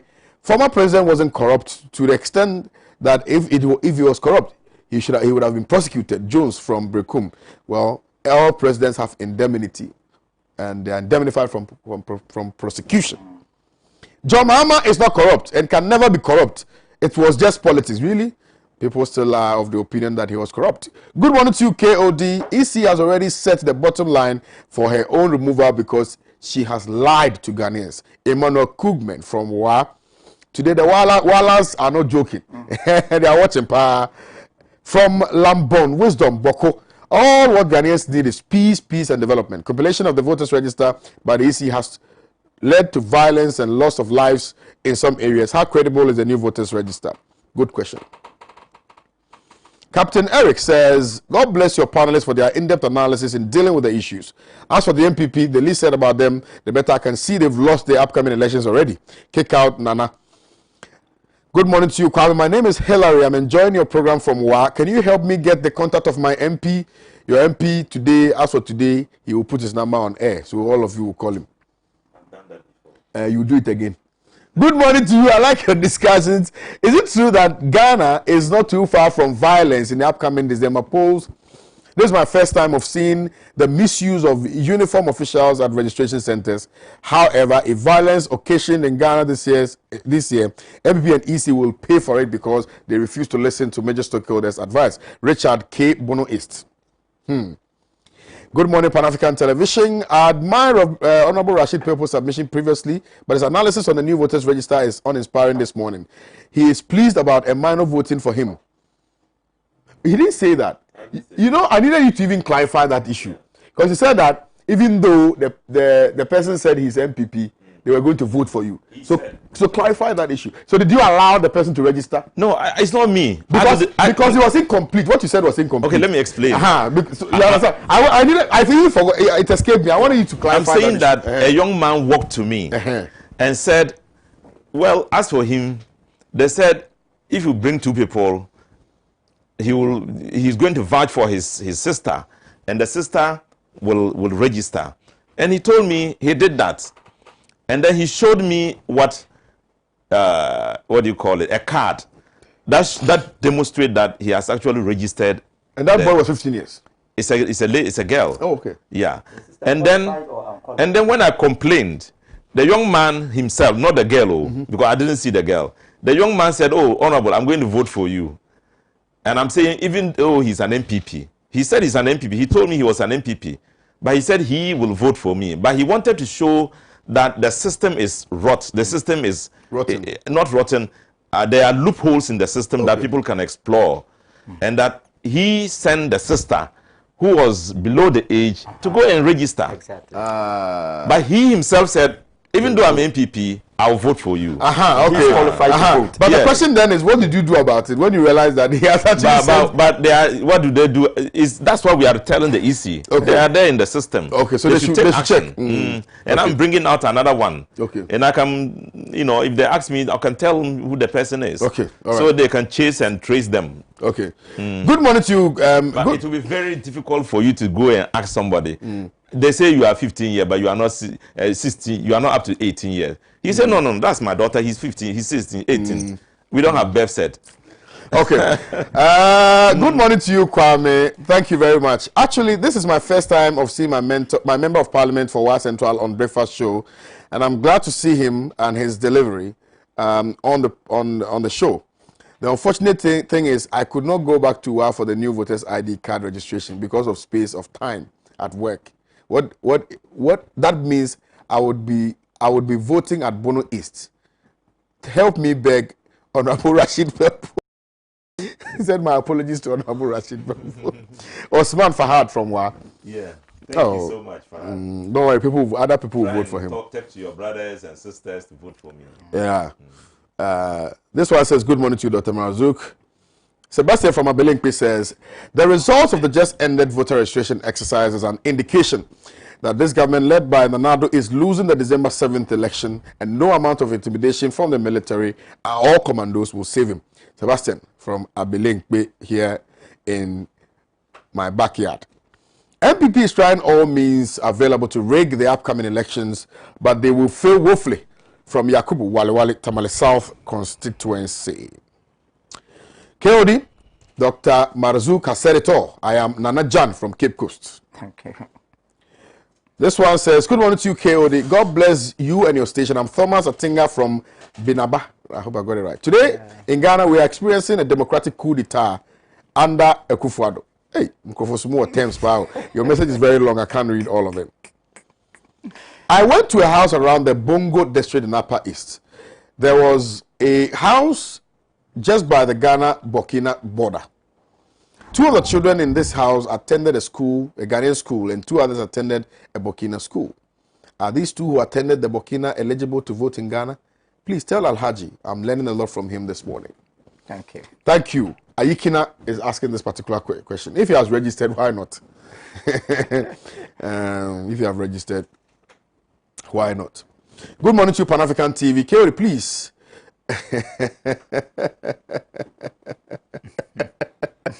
Somebody said I should stop praising Dr. Rashid Peppo as if he's doing something good here in Wa. Oh. He knows that he did very little to develop the constituency and constituency when Hajiya Musa faced just recently with pure upliftment of the people. He must go and give Hajiya just as Nana shall give way to John Mahama. You said you should go and give way to Hajiya, just as Nana will go and give way to Mahama come December. Prince Kali from Wa. Scarce a blouse. Sometimes they forbash you small. Yeah. KOD, you know the track, you know they read my messages. Share your number with me to review some hidden activities ongoing in the heart of Accra. Dennis from Spintex. Dennis, my number there, I will give you. No be problem, cry. I will give you. All right, so let me now come to this particular issue before we look at the final issue. This one is not part of the topics, but I think it's important for us to deal with this subject matter. Dr. Marazuk. Yes. Dr. Marazuk. Yes, sir. Dr. Marazuk. Yes, sir. How many times have I called you? 3 times. Fantastic. I want us to be very, very candid. Yes. And speak from the depth of our hearts. Sure. And let Ghanaians know what the truths are and what the lies are. You have been in this country for a while, for all your life. I'm sure at one point you traveled out to go and study, but you came back. Sure. You have been involved directly or indirectly in our governance process. Sure. You have tasted and felt some other regimes, and you are still tasting this particular regime. Let's put two regimes into perspectives, into sharp focus. I mean, put them under our laser lens. Sure. And find out what the true situation is relative to their practices. Prior to the 2016 election, a lot of things were said by the then running mate to Nana Dankwa Akufo-Addo about the competencies of John Dramani Mahama. Questions were asked about whether or not he was corrupt. Reasons were cited to support the claim that he was corrupt. This created an unseen, indelible mark on the person of the former president and the leader and flag bearer of the NDC, John Dramani Mahama. And to the extent that the allegation was made that because of his poor management prowess, that is why Ghana went to the IMF and the World Bank with our cap in hand, begging for financial relief. And that John Dramani Mahama was very corrupt, was engaged in family and friends kind of politics, was giving all the contracts to his brother, and they were, worst of all, inflating the costs of all the projects that they embarked upon. From where you sit. And in fact, all of these issues really, together with other very important issues raised then, led to the defeat of the NDC in 2016 elections. From where you sit, Dr. Mazu, would you confidently say that John Dramani Mahama was or is corrupt? Sir. Okay, thank you. This is purely a matter of comparative analysis. Yeah. And the answer could be yes or no. Any yes answer, honestly, must demand explanation. Any no answer, honestly, must demand explanation. And I believe you will give me the time Please. to explain very well. You have the so time that I to can do that. come to my conclusion. Please. I'm tackling this question on two tracks. Personal track, institutional track. At the personal level, I have no evidence to suggest that John Mahama is corrupt. I don't have that evidence. Once again, personally, I do not believe that he is corrupt. But on the institutional track, I have reasons to believe that he presided over instances of massive corruption. And this is purely an honest academic analysis. Instances of massive corruption. I'm happy we are doing comparative analysis. And if those who associate him with corruption are arguing on the basis of the institutional track, then we can understand them. But if they want to make it clear that personally, former President John Mahama is corrupt, I will have problems with them. Let me cite some of the instances of corruption. In the SADA, the Guinea fowl issue, the SADA Guinea fowl scandal. So many scandals.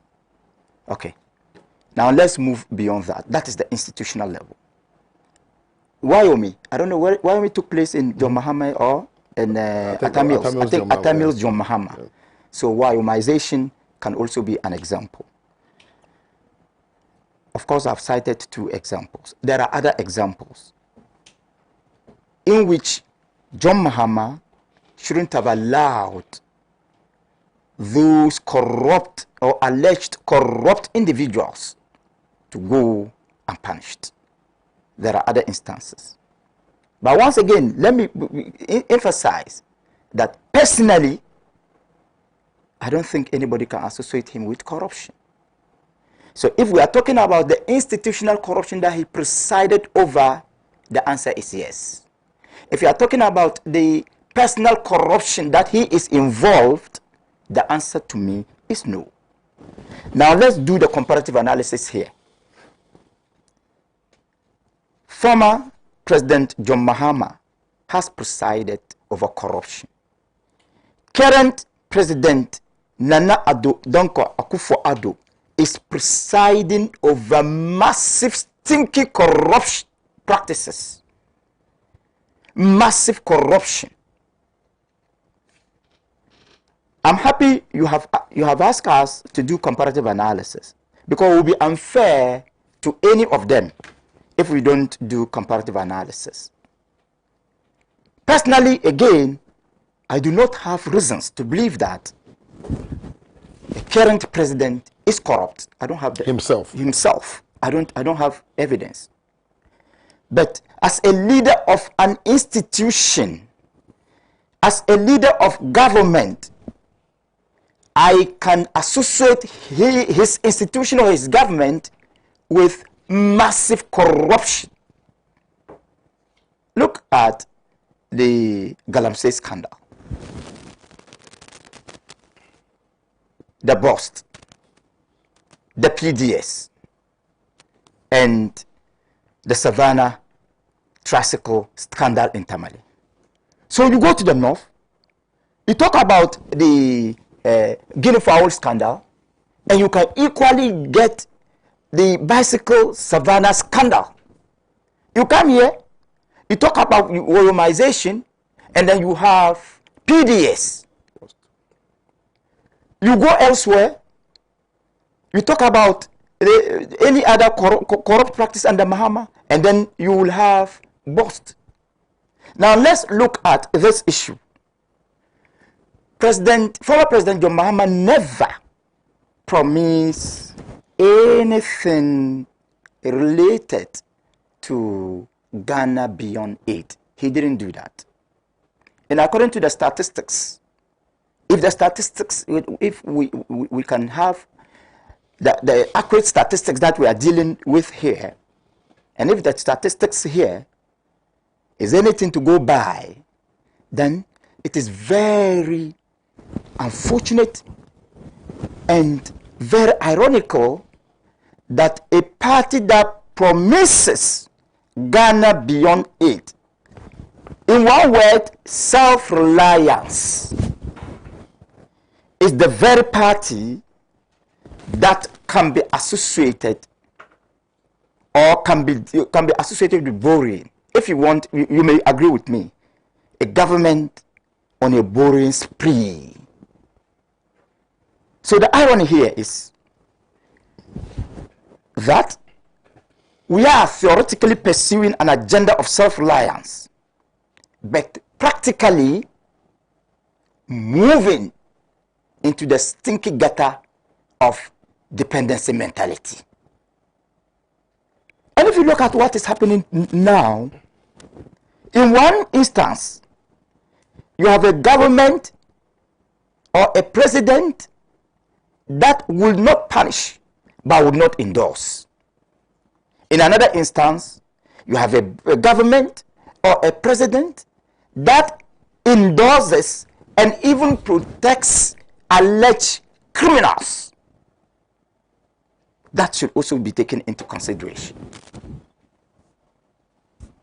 So, if you do proper analysis, then you will agree with me that from independence to the Fourth Republic, all leaders have presided over instances of corruption.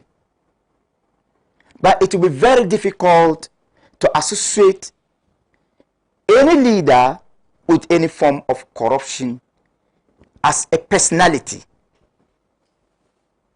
And if our position is to hold them responsible for presiding over corruption, then all the leaders are guilty.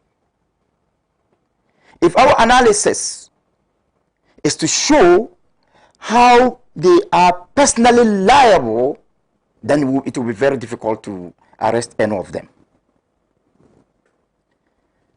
I think your question is not just for us to understand who is corrupt and who is more corrupt. I believe your question is for all Ghanaians to think about the mentality of corruption and the need for a collective solution. The solution to corruption in this country should not at all be assigned any partisan color. Yeah, I get all of that, and these are very intellectual analysis that you are putting forth, right? But it's also very important to disabuse the minds of people relative to their perception about John Dramani Mahama when he was in power, and how the MPP at the time, led by its running mate Dr. Bawumia, sought to demonize former President Mahama and create a system, a systemic acceptance of that perception that he was corrupt. Sure. Right? And it's very important because, and you know, they mentioned some very important corruption-related matters, you know, which found expression in their description of former President John Dramani Mahama as corrupt. Now, let me cite you a few of them. You recall that there was this issue about the Brazil, you know, the Brazil visa scandal. It wasn't a visa scandal. You know, the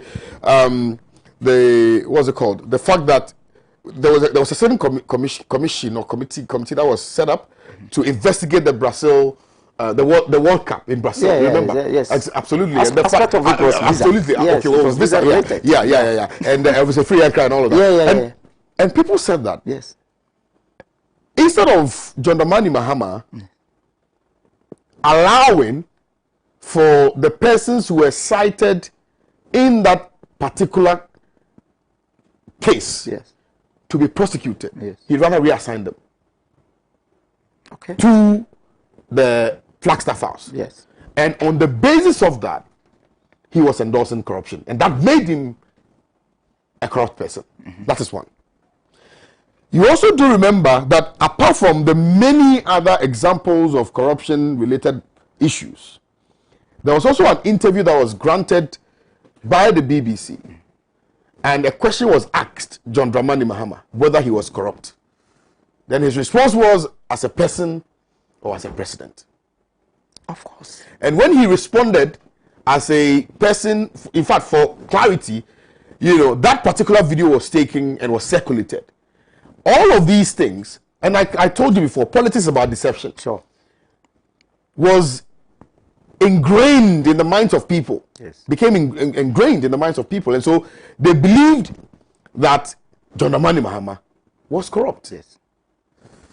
Now, you also do know that there was a certain perception created that all the contracts for the infrastructural expansion projects that were embarked upon by John Dramani Mahama and his administration were inflated. You remember the example given about the school, that the price of the the 3-block school or something that was built. What you are recounting, can you recount that of the MP? No, so I'm just giving you. No. You see, we'll deal with them. Yeah, we need to. It's perception. Yeah. That perception, whether you like it or not, Dr. Rashid Pelpu, aided in the defeat of the NDC. That's a fact. Sure. That people said Mahama was corrupt. And that's why I'm telling you that in my engagement with some people, they are saying that, well, we voted for Akufo-Addo, we don't like his style of leadership, you know, the corruption is worse. But he's incorruptible. Yeah. And that incorruptibility. Who's incorruptible? Akufo-Addo. How can anybody? That's the point I'm making to you. No, you need to open up to listen to some of these things. I'm telling you, when you go I'm back telling to you what the talk about the situation past, is. No, I'm not talking about the past. I'm telling you. It fizzles out the real No, danger. We so find you need, ourselves now. so you need to address But that. we don't have time now. We do have By the time. I will give you time to address that. You don't know the damage Yes. it is causing Let it your flag bearer, and I think that somehow we have to address this issue. Sure. Because you left it unaddressed. Yes. And people just went on with it. Yes. And somehow So I'm giving you examples. Yes. Would you say, and in fact, remember that when he was dashed the car by this contractor, it also became an issue. Yeah. That he accepted bribe. Sure. And that was also trumpeted quite loudly. Yes. And formed the basis for the assertion Yes. that he was corrupt. Yes. All of these issues that I've given to you, these are personal issues relating to the person of John Dramani Mahama. Would you, on the basis of these examples that I've given, say therefore that it was enough for the NPP to assume, that he was corrupt, and to use that assumption to form the basis of their continuing attack on the person of John Dramani Mahama, creating that irreparable, unseen, dent on the image of former President. I want us to address that particular issue. I have made it clear. Yes. Apart from the gift Yeah. of the car, he has not personally benefited from any of the instances that. But will a He gift gave that car, amount? he- No, just a gave minute. it to I will even come there. Look, I'm coming to you. I'll give you your time. Please. So I'll beg for 10 more minutes. So I'll give you 10 more minutes. Please. Yeah. No, go ahead. apart from the gift, I am saying that he has not personally benefited from any of the instances you have mentioned, apart from the gift. But even the gift, we are Africans. You give it to national security. No, just a minute. I mean, Alaji, we are Africans. Even those who argue that the gift was for him, right? The argument that the gift is for him, that word gift, is different from the propaganda that the gift constituted corruption. Absolutely. We need to know the difference. Absolutely. If the gift was to influence him to do something beneficial to himself, then we could argue that it was an act of corruption. If the gift was just for him to appreciate a kind of relationship between him and the giver, or to help national security, then it becomes purely a matter of gift. Unless, of course, we have now decided to criminalize gift. If we want to criminalize gift, no problem. We need to change our constitution or maybe our laws. I am not a lawyer, but I strongly believe that there's nowhere in this country, nowhere in our laws that we can use to criminalize gift. Gift is part of the African tradition. And our lack of appreciation of African culture in our democratic pursuit normally leads us to mislabel certain things or certain instances of certain situations as corruption.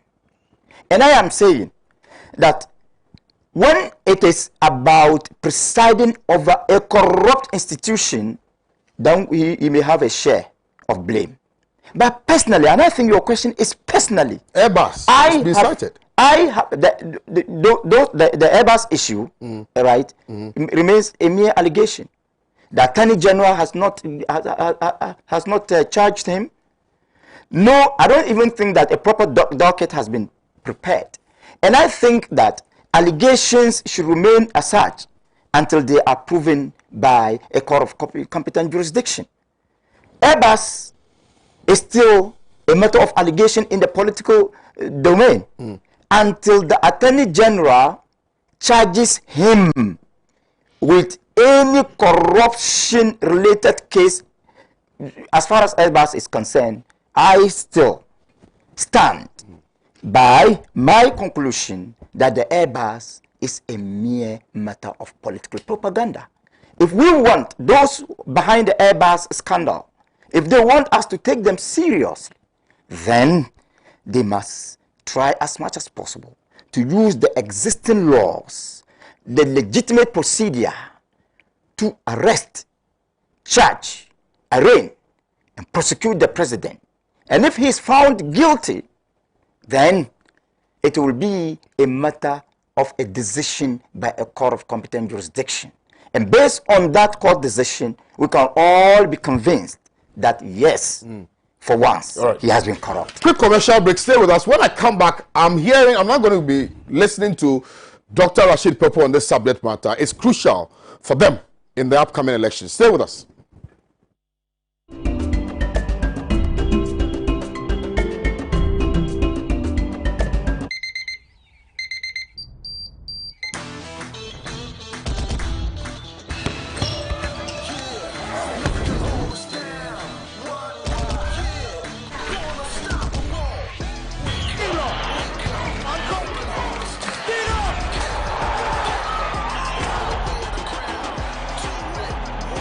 Breakfast good day, every day. Nestle. Good food, good life. This advertisement has been vetted and approved by the FDA.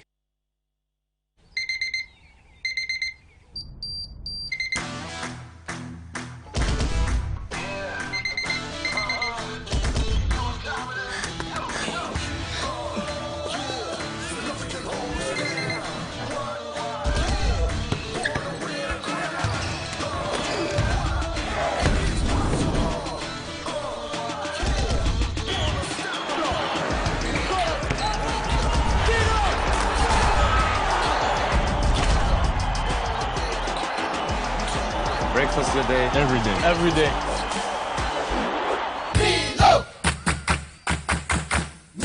Nestle. Good food, good life. This advertisement has been vetted and approved by the FDA.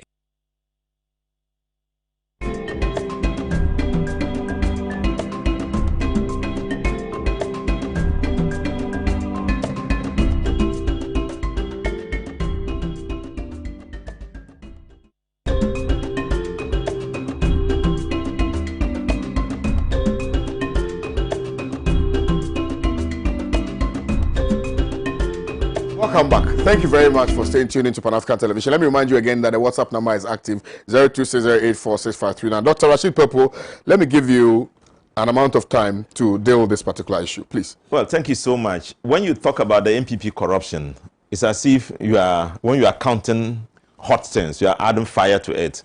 You know, fire is already fire. When you say things are hot, don't add fire. But when you add fire, it means that there's something wrong. So MPP is now equal to corruption.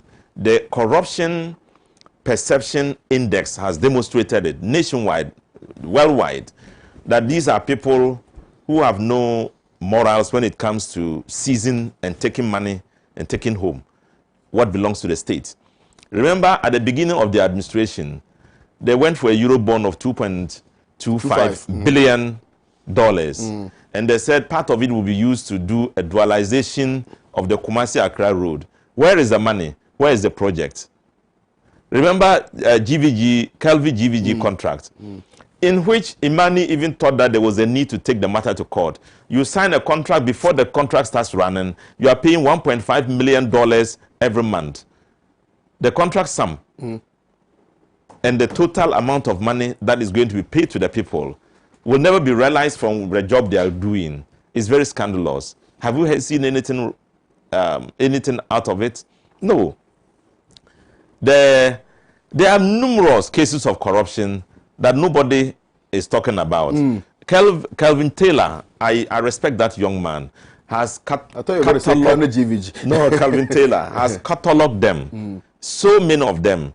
The recent ones are the ones people are talking about, but which are, which don't match up to the ones that are involved in the real corruption that are happening under, underhand dealings. I know of things I cannot talk on radio now, on television now, because there are very high level corruption issues of money just taken away and given to a person in government. these things will come up one day. Let me tell you, if MPP knows about anything corrupt about the John Mahama administration, you should bring it out. It's too late. You dare them. They would have done it long before. Hungry for bringing up corrupt issues, they went in to say that ministers took money, double salary. And have they prosecuted anybody? When the president was asked about it, did you know what he said? No. You didn't hear what he said. He said, that double salary thing, there's something complicated about it. There's actually no double salary. It was a system that was wrong. That's what he said to the journalists on radio, on television. Because they were so hungry to get people and to prosecute them that they had nothing to do. They needed to just put something in the minds of people. Within 3 months, twice more than the number of ministers they accused of double salary were in MPP, including the president himself. So where we going, where we're coming. So they decided that, look, let's not tamper with this because there's a problem with it. Meanwhile, even the people you were accusing for what they were, I was accused as well. But I can tell you on record, anybody can quote me, I never took a double salary. From my day one to the end of my salary, my term, I never took any double salary. It was something that they just put together just to embarrass people. So I want to tell you something, that the corruption allegations on the MPP is unimaginable. The loans and the huge sums of money they have taken, that they want to do certain kinds of projects which are under record and are not done and the money is not available, you can't imagine. We are just discussing PDS. Have you forgotten of the Ameri deal? They accuse us of going to bring a company from Qatar, and then we inflated the contract, and then they were going to investigate it. They went to review it airports. They went to investigate it in Qatar. You know what happened? The same company that they are going to investigate bought tickets for them, first-class tickets for them in Ghana, put them in a wonderful hotel. They came back and said, oh, no, I think the thing should have even been higher. And then the president signed it. So is anybody talking about it? We need to talk. Okay. Look, have you seen that the economy is wobbling now? The reason it's wobbling is that the physical space we have is a very small one now. They have narrowed it to a very small space for government to be able to operate and to buy things and to invest in projects and to do things for Ghana. We don't have the money now. The reason we don't have the money is that they have raised our debt level to the point where we are getting close to 70%. You have 30% window. That 30% window, you will use all the money you have to service debt in a year. You only have 30% of the total amount of money you can spend in the country. That money is for salary, is for projects, is for this, so you cannot do anything with it. You need to go back and take a loan. That's the circle we find ourselves now. So we don't have an economy now. And the Ghanaians must be aware of it. To go back and talk about NDC this, NDC this, is just to confuse people. All right. The truth is that they talk about John Mahama employing Northerners, his brothers. Was it true? It wasn't true. In all John Mahama's administration, there were only 8 Northerners who were ministers. All the 8 can be found in one region, Eastern region. A Ghanaians talking, where is Professor Adai? Who stuck his neck up and then was speaking all the things he spoke about, John Mahama and nepotism. This is real, this is more than nepotism. This is the real nepotic situation we find ourselves. Where is he to talk? Where are all the people who were speaking? They have gone tongue-tied in their guiltiness because they don't know what to say now. All right. I think we need to find time and we need to find time and do a more elaborate discussion about John Mahama and then Nana Akufo-Addo. All right. Thank you very, very much, Dr. Rashipi. Let me read a few of the messages before I wrap up on the show. Kwame, the corruption under Nana-Addo is cancerous, and you will need heavy doses of chemotherapy to uproot the cancerous cells and platelets from Ghana. It will take a century later to apply the chemotherapeutic drugs to treat the symptoms, and finally exorcism to get the spirits completely removed. Trust me, an unfortunate future government of Nanado will have Minister for Corruption and Nepotism. Honorable Timothy Atabwadi, I went to send this message in. Thank you, Honorable, for your message today. Oh, Timothy, yeah, Honorable Tim. Musa Abatwa in Kumasi says, Dr. Mazouk, the question is clear. Upon all the allegations by the opposition MPP that President Mahama was or is corrupt, can you therefore say, with all indications, that JM is corrupt? The answer is a big no, because JM has never cleared any of his appointees of corrupt practices. In fact, he was the only president in the history of the Fourth Republic that prosecuted his own appointee. However, what we are seeing today, unfortunately, Jubilee House has turned into clearing agency. In any event, why is Akufo-Addo quiet over PDS scam? Your guess is as good as one mine. A.U. Farouk says, good morning to you all. Kwame, KOD, John Mahama can never ever be corrupt. Thank you very, very much. Julius Agahoa and Tahiru in Asawase says, KOD, Nanado is the only president who sees nothing wrong with his appointees who engage in corruption, but ends up clearing them, hence the clearing agent accolade. He is now fighting corruption fighters such as Anas and Domolevo. Kroll and associates are freely enjoying taxpayers' money for no work done, but for the vigilance of the minority in parliament. How Akumsin would have used 800,000 cedis to construct a website. Interesting. This one is from Old Major in Madina. It says, Supreme Commander JDM is not corrupt. That is why he jailed his corrupt officials. The real definition of corruption is Nana Akufo-Addo and his government. Another 4 years of Nana will mean a total sellout of Ghana, our beloved country. Good morning to you, gentlemen. President Mugabe painfully accepted to buy back the black man's own land and agreed by USA and the British. Tony Blair withdrew from the agreement. Mr. Mugabe decided to take back the land which belongs to the indigenous. Weapons of mass destruction in mind, the West wants black Africans to lead, African leaders to be good boys. Hypocrisy is in the Western world's gene. Ibrahim Mohammed Odoi from Madina here in Accra. Now, this one also says, because of their MPP corrupt practices, they don't allow journalists to ask questions after press conference. John Doe sent in this one. This one says, I'm Mufti from WA. KOD, can I have your number? And that of Dr. Marzuk. Dr. Marzuk will put his number out on air. Good morning to KOD. If you are looking for evil and you meet an MPP is the same. Mr. Pepu, I have issue with him, but I have issues with Mr. Pepu, but later. Lagbaja from Accra sent in this one. Kwame, say good morning to Dr. Rashid. When we talk about corruption, the MPP should not be talking. We can list numerous of such scandals. PDS, Carnegie, JVG, excavators, Ameri Deal, and so many other. Wumpini Ganil from Bolgatanga sent in this particular one. Look, this particular topic has ignited passions in people, and they want us to have this conversation. So I'm sure my letter to the former president and leader of the NDC, flag bearer of the NDC, I beg your pardon, John Dramani Mahama, still stands.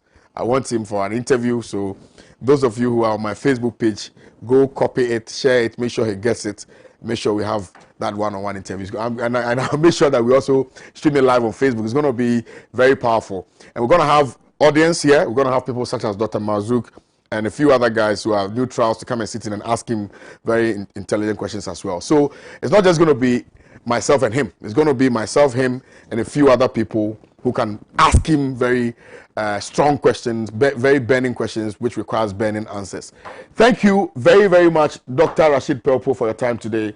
Thank you very much, Dr. Maruzu, for your time today. And let me say a big thank you to the viewers for your time today. I'm really grateful to you that you joined in the conversation. My name again is Kwame Owusu Danso. So do have a very pleasant day. I shall see you tomorrow. Have a very, very wonderful one. Stay blessed.